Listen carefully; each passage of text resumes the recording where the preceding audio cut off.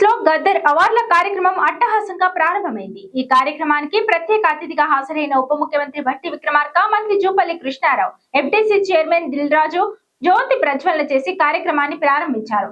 ఇప్పటికే ఆయా విభాగాల్లో విజేతలను ప్రకటించిన తెలుగు సంవత్సరాది తొలి రోజైన ఉగాది పండుగ సందర్భంగా పురస్కారాలను ప్రదానం చేయాలని నిర్ణయించిన విషయం తెలిసిందే. ఇప్పటికే ఆయా విభాగాల్లో విజేతలను ప్రకటించిన తెలుగు సంవత్సరాది తొలి రోజైన ఉగాది పండుగ సందర్భంగా పురస్కారాలను ప్రదానం చేయాలని నిర్ణయించిన విషయం తెలిసిందే.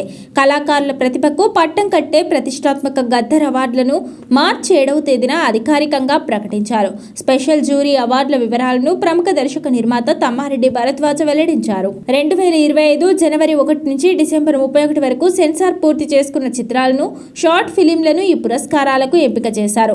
తెలుగు చిత్రసీమకు అందించిన సేవలకు గాను మెగాస్టార్ చిరంజీవి ఎన్టీఆర్ జాతీయ పురస్కారం అందుకోనున్నారు. విలక్షణ నటుడు కమల్ హాసన్ కు పైడి జయరాజ్ అవార్డు, సినీ నటి జయసుధకు ఏఎన్ఆర్ పురస్కారం, ప్రముఖ నిర్మాత అశ్విని దత్కి నాగిరెడ్డి చక్రపాణి అవార్డు, గేయ రచయిత సుద్దాల అశోక్ తేజకు సినారే అవార్డు దక్కాయి. ఫీచర్ ఫిల్మ్ విభాగంలో రాజు వెడ్స్ రాంబాయ్ ఉత్తమ చిత్రంగా నిలువగా, నాగ చైతన్య, రష్మిక మందన్న ఉత్తమ నటీనటులుగా ఎంపికయ్యారు. ఉత్తమ చిత్రం రాజు వెడ్స్ రాంబాయి, ఉత్తమ ద్వితీయ చిత్రం దండోరా, ఉత్తమ తృతీయ చిత్రం the great pre wedding show, ఉత్తమ నటుడు నాగ చైతన్య తండేల్, ఉత్తమ నటి రష్మిక, ఉత్తమ దర్శకురాలు సాయిలు, ఉత్తమ ప్రజాదరణ చిత్రం సంక్రాంతికి వస్తున్నాం, ఉత్తమ సహాయ నటుడు శివాజీ, ఉత్తమ సహాయ నటి భూమిక, ఉత్తమ సంగీత దర్శకుడు మార్క్ రాబిన్, ఉత్తమ గాయకుడు అనురాగ్ కులకర్ణి, ఉత్తమ గాయని సాహితీ, ఉత్తమ బాల నటుడు master Rohan, national integration film Thandel, సామాజిక స్పృహ కలిగిన చిత్రం కోర్ట్,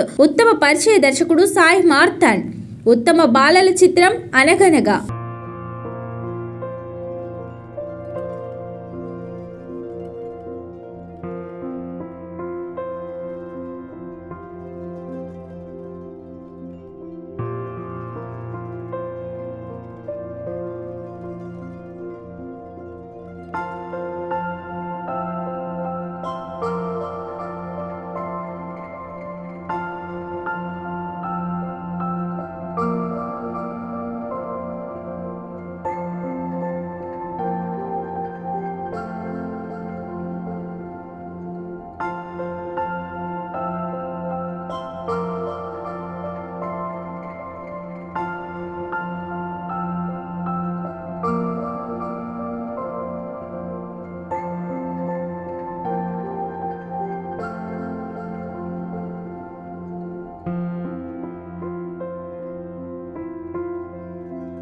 తెలంగాణ భవన్ లో శ్రీ పరాభవనామ సంవత్సర ఉగాది వేడుకలు ఘనంగా జరిగాయి. ఉదయం 10 గంటలకు భవన్ లో పూజా కార్యక్రమం నిర్వహించారు. BRS party working president KTR చేతుల మీదుగా ఈ పూజా కార్యక్రమం జరిగింది. ఈ కార్యక్రమంలో కేటీఆర్ తో పాటు పార్టీ ఎమ్మెల్యేలు, ఎమ్మెల్సీలు, ఎంపీలు, ఇతర సీనియర్ నాయకులు అందరూ పాల్గొన్నారు. పూజా కార్యక్రమం ముగిసిన వెంటనే పంచాంగ శ్రవణ కార్యక్రమం జరిగింది. పండితులు పంచాంగ పఠనం చేస్తుంటే కేటీఆర్ తో పాటు ఇతర నాయకులు అందరూ విన్నారు.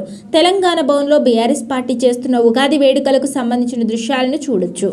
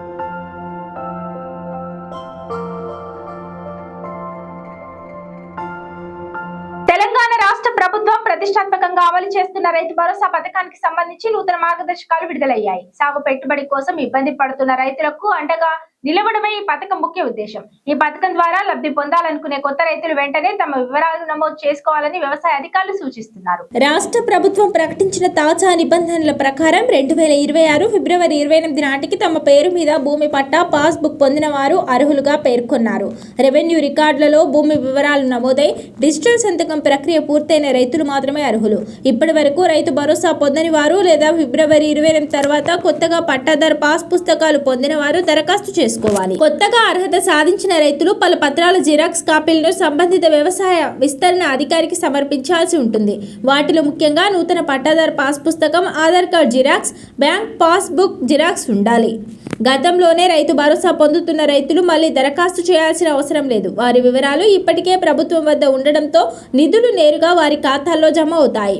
కొత్తగా పాస్బుక్ పొందిన వారు సాగు కాలం ప్రారంభానికి ముందే ఏఈఓలను సంప్రదించి తమ వివరాలను అప్డేట్ చేసుకోవాలి. పథకంలో అర్హులైన ప్రతి రైతుకు న్యాయం జరిగేలా డిజిటల్ రికార్డుల ఆధారంగానే లబ్ధిదారులను ఎంపిక చేస్తున్నారు. రైతు భరోసా పథకం ద్వారా అందే పెట్టుబడి సాయం రైతులు విత్తనాలు, ఎరువులు, ఇతర సాగు ఖర్చుల కోసం ఇతరులపై ఆధారపడకుండా చేయడంలో కీలక పాత్ర పోషిస్తుంది. అర్హులైన రైతులు ఈ అవకాశాన్ని సద్వినియోగం చేసుకుని సకాలంలో దరఖాస్తులు సమర్పించాలని అధికారులు కోరుతున్నారు.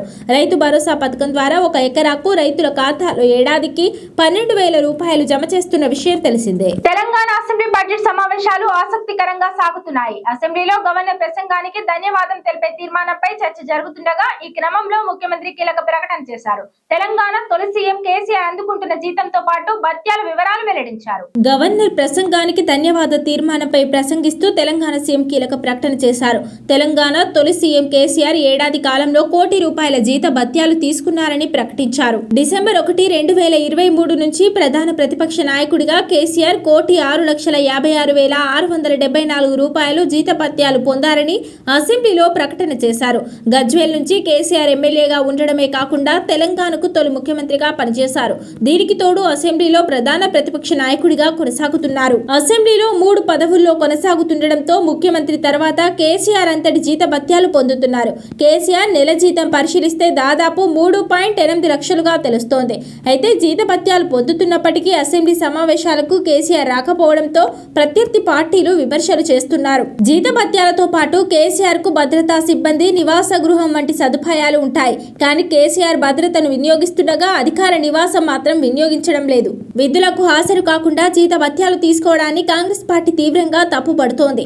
కేసీఆర్ ను ఎలాగైనా అసెంబ్లీకి పిలవాలని కాంగ్రెస్ పట్టుబడుతుండగా అసభ్య పదజాలంతో విరుచుకుపడే మంత్రులు రేవంత్ రెడ్డి వ్యవహారంతో పాటు అసెంబ్లీలో తాము ఉండగా కేసీఆర్ ఎందుకు అని కేటీఆర్, హరీష్ రావు చెబుతున్నారు. తెలంగాణ సర్కార్ రాష్ట్ర ప్రజలకు అదిరిపోయే శుభవార్త చెప్పింది. ఎన్నికల్లో హామీ ఇచ్చిన 6 గ్యారెంటీలో ప్రధానమైన ఇందిరమ్మ ఇళ్ల పంపిణీపై కీలక ప్రకటన చేసింది.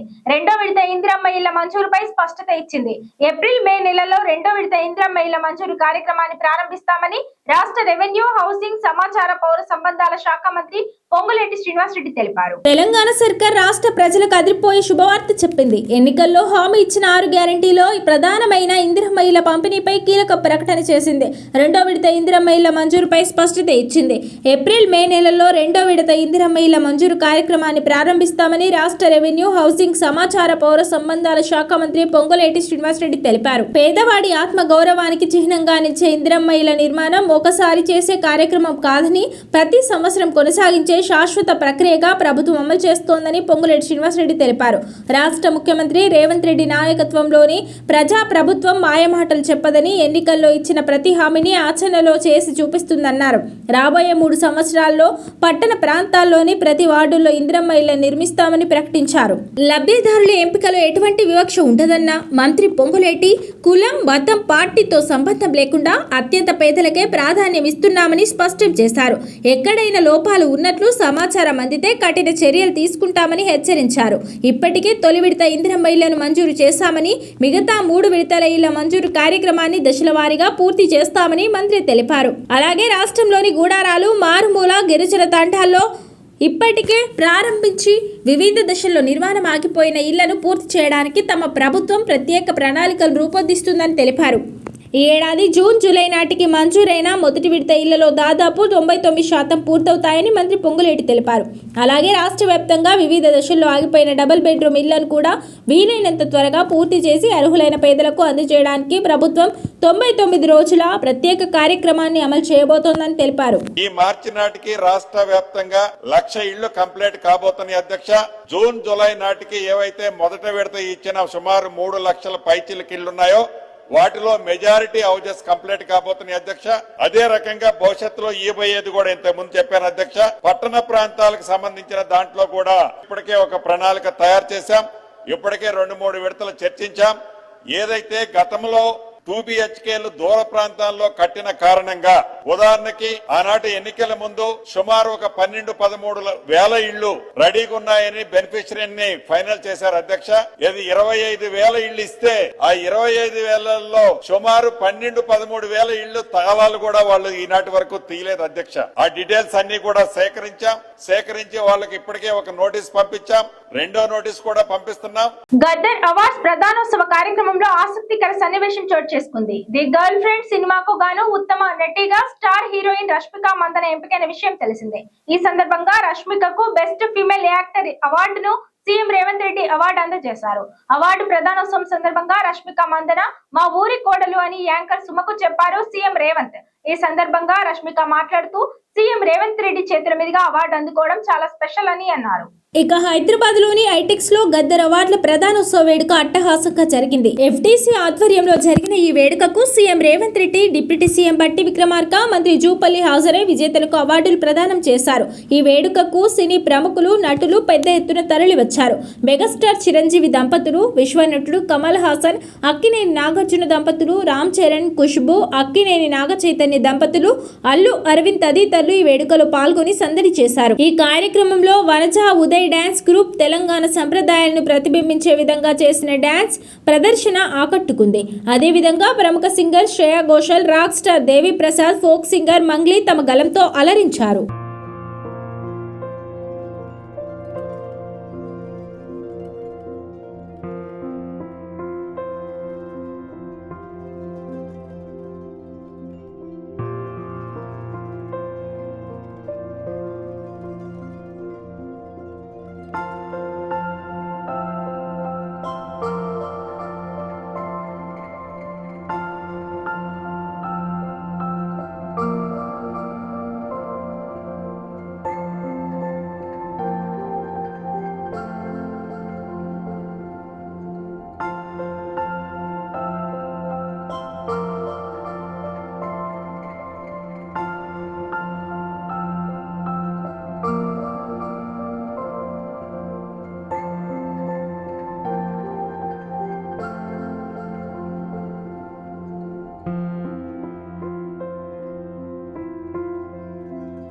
రాష్ట్రంలో ఉపరితల ఆవర్తన ద్రోణి, నైరుతి గాలుల ప్రభావంతో మరో 2 రోజుల పాటు భారీ వర్షాలు కురిసే అవకాశం ఉన్నట్లు హైదరాబాద్ వాతావరణ శాఖ వెల్లడించింది. ముఖ్యంగా ఉమ్మడి మహబూబ్ నగర్, ఖమ్మం, రంగారెడ్డి, వరంగల్ జిల్లాల్లో భారీ వర్షాలు కురిసే అవకాశం ఉన్నదని హెచ్చరించింది. అదేవిధంగా కామారెడ్డి, సిద్దిపేట, జనగాం జిల్లాలకు ఆరెంజ్ అలర్ట్ జారీ చేసింది. సాధారణ ఉష్ణోగ్రతలు 2 నుంచి 4 డిగ్రీలు తగ్గుతాయని పేర్కొంది. అదేవిధంగా కామారెడ్డి, సిద్దిపేట, జనగాం జిల్లాలకు ఆరెంజ్ అలర్ట్ జారీ చేసింది. సాధారణ ఉష్ణోగ్రతలు 2 నుంచి 4 డిగ్రీలు తగ్గుతాయని పేర్కొంది. రాష్ట్రంలో గురువారం వనపర్తి జిల్లాలో మిరప రైతు రాములు పిడుగుపాటుకు మృతి చెందగా, వికారాబాద్ జిల్లాలో 300 మేకలు మృత్యువాత పడ్డాయి. రంగారెడ్డి జిల్లాలోని చేవెళ్ల, షాద్నగర్, ఇబ్రహీంపట్నం తదితర ప్రాంతాల్లో మక్క పంట పూర్తిగా నేల కొరిగింది. ఉమ్మడి ఖమ్మం జిల్లా ఈదురుగాళ్ల దాటికి ఇండ్ల కప్పులు ఎగిరిపోవడమే కాకుండా విద్యుత్ సరఫరాకు తీవ్ర అంతరాయం ఏర్పడింది. రాష్ట్రంలోని కొమరంభీం, ఆసిఫాబాద్, మంచిర్యాల, పెద్దపల్లి, జయశంకర్ భూపాలపల్లి, ములుగు, భద్రాద్రి కొత్తగూడెం, ఖమ్మం, నల్గొండ, సూర్యాపేట, మహబూబాబాద్, వరంగల్, హన్మకొండ, జనగాం, యాదాద్రి భువనగిరి జిల్లాల్లో శుక్రవారం అక్కడక్కడ వర్షాలు కురుస్తాయని అధికారులు వెల్లడించారు. రాష్ట్ర వ్యాప్తంగా ఖమ్మం జిల్లా వైరాలో 2.51 సెంటీమీటర్లు, జోగులాంబ గద్వాల జిల్లా రాజోలిలో 2.39 సెంటీమీటర్లు, ఐజాలో 1.34 సెంటీమీటర్ల చొప్పున, మేడ్చల్, మల్కాజ్గిరి జిల్లా మేడ్చల్లో 1.57 సెంటీమీటర్ల చొప్పున బుధవారం వర్షపాతం నమోదైనట్లు వాతావరణ శాఖ తెలిపింది. ఇది ఇవాల్టి బులెటిన్. మరో బులెటిన్ లో మళ్ళీ కలుద్దాం. Stay and TV 24 news.